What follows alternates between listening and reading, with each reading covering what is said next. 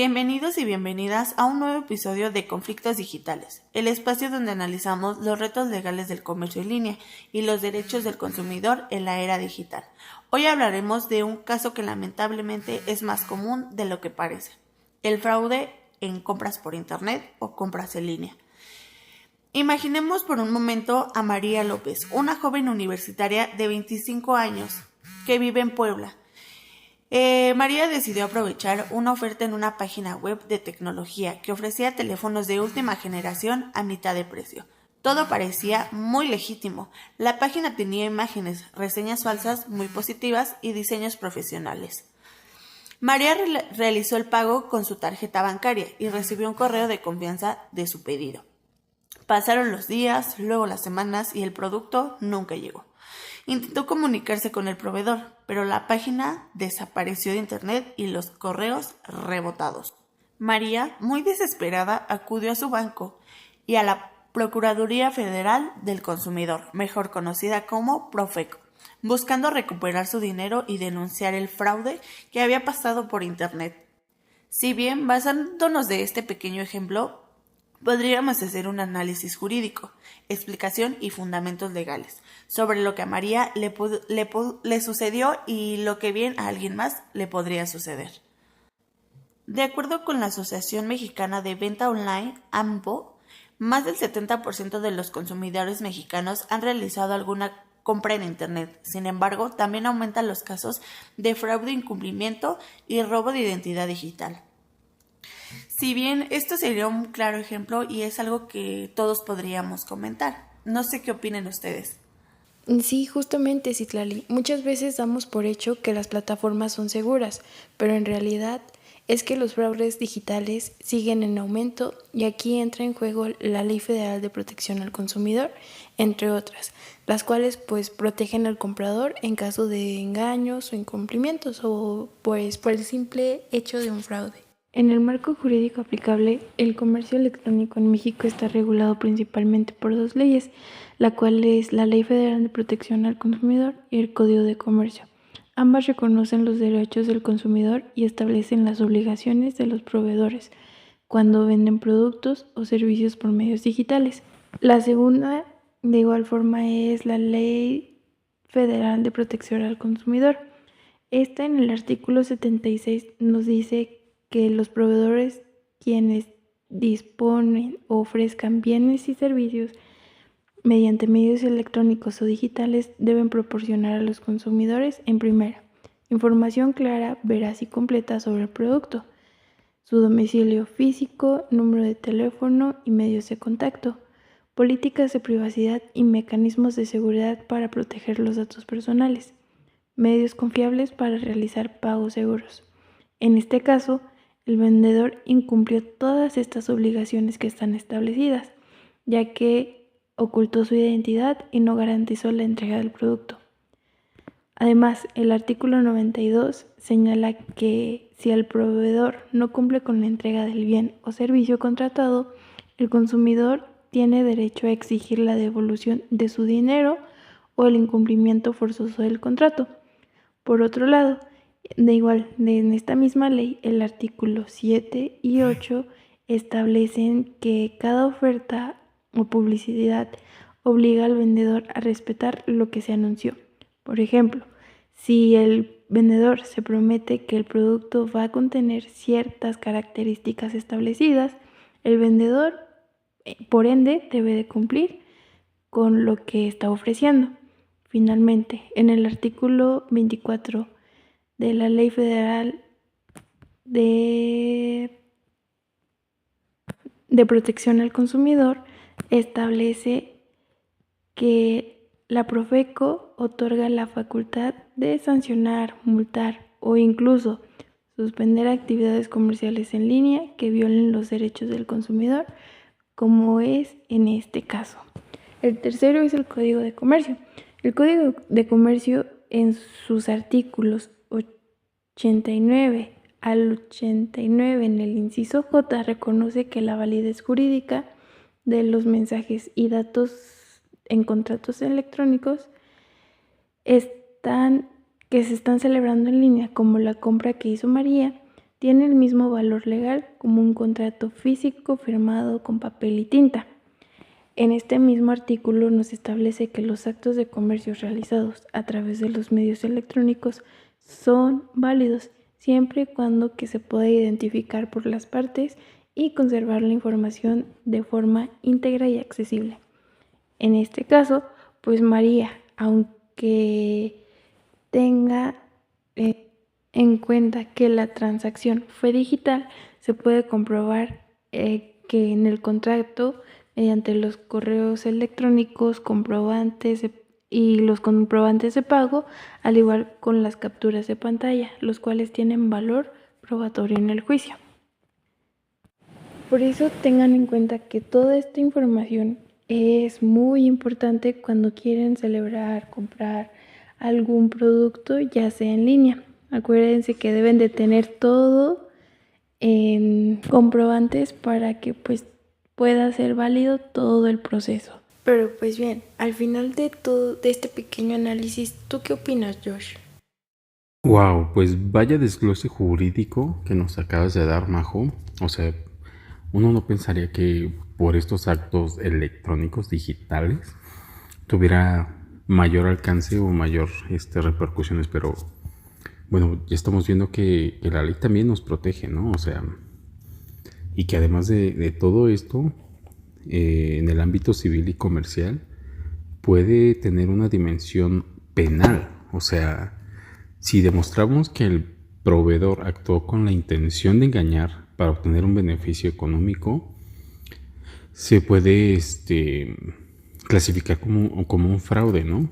Y esto me parece que también está previsto en el Código Penal Federal. Si no mal recuerdo, es como el artículo 386, en el que nos establece esta parte de delito de fraude. Pues vaya. Bueno, y además me parece que debe de haber una parte en la que, como el vendedor utilizó la información personal o bancaria sin nuestro consentimiento, también me parece que hay una responsabilidad ahí por robo o uso indebido de datos personales, ¿no? Como por ejemplo pues, tu nombre, o sea, porque al final de cuentas tienen acceso a tu nombre, apellido o apellidos, tu número de cuenta bancaria y ya, ¿no? Me parece, no sé qué otros datos luego son los que piden estas páginas digitales.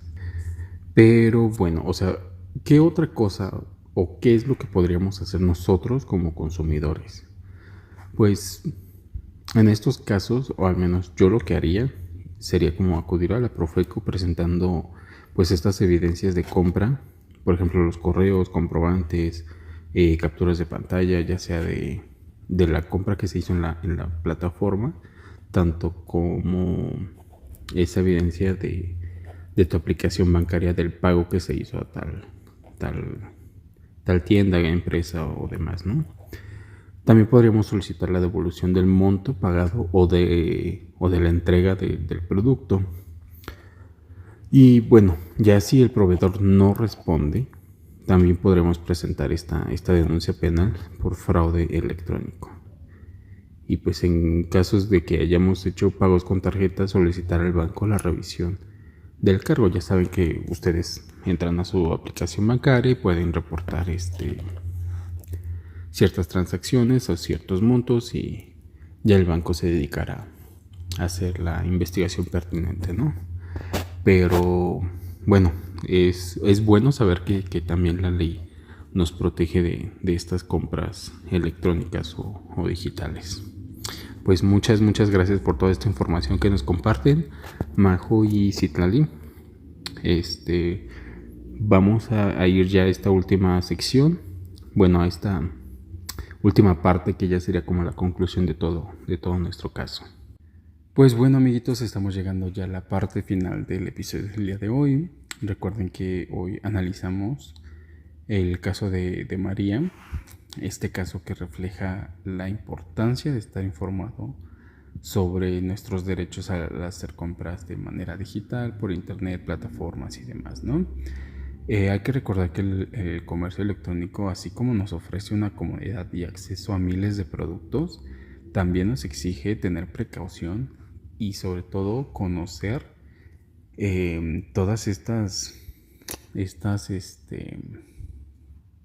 todos estos riesgos y beneficios, ¿no? Entonces, pues miren, desde un punto de vista jurídico podemos concluir lo siguiente, que sería uno, los contratos electrónicos tienen validez legal conforme al Código de Comercio, no solamente los físicos, sino también ya el comercio electrónico nos respaldan aquí.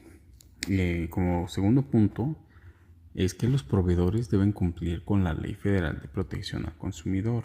Nos garantizan y nos deben de garantizar la información clara, así como los mecanismos de seguridad que están utilizando en sus páginas y sus plataformas. Entonces hay que estar atentos también nosotros en esa parte para sobre todo evitar tener como este tipo de conflictos, ¿no?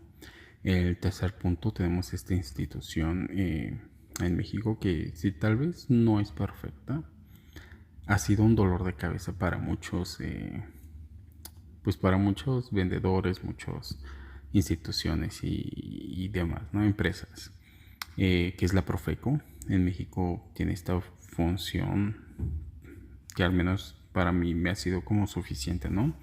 Ya que tiene la facultad de sancionar y exigir que cumplan con el consumidor, ¿no? Y asimismo el consumidor puede exigir una compensación o reembolso de sus compras. Y bueno, pues en casos más graves, el fraude en línea ya puede constituir un delito, un delito penal, pues sí, también a nivel federal, ¿no? Y pues bueno, ya como recomendaciones finales, siempre compren solo en sitios reconocidos y con certificados de seguridad, ya saben, HTTP.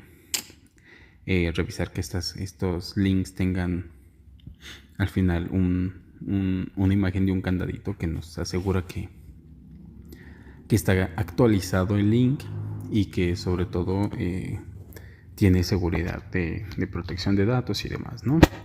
Revise también siempre que el proveedor tenga datos de contacto verificables. Guarda todos los comprobantes y mensajes electrónicos que tengas o que te expidan, ¿no? Al momento de hacer tus compras. Lee los términos y condiciones antes de aceptar cualquiera. O sea, yo sé que a veces son textos demasiado largos, pero son muy importantes. Son muy importantes para evitar como este tipo de fraudes, ¿no? Y bueno, si llegas a caer en estos fraudes y si eres víctima, denuncia ante la Profeco o el Ministerio Público. O sea, háganlo sí o sí, amigos. No se queden así como de, ya perdí el producto, ya perdí mi dinero, ya esto, lo otro y aquello. No, háganlo por favor. Es una parte muy importante del proceso, ¿ok? Y pues, bueno, recuerda que también que tus derechos como consumidor no desaparecen. Y bueno, con esto concluimos el episodio del día de hoy. Espero les agrade y nos vemos en el próximo episodio. Muchas gracias a todos. Bye bye.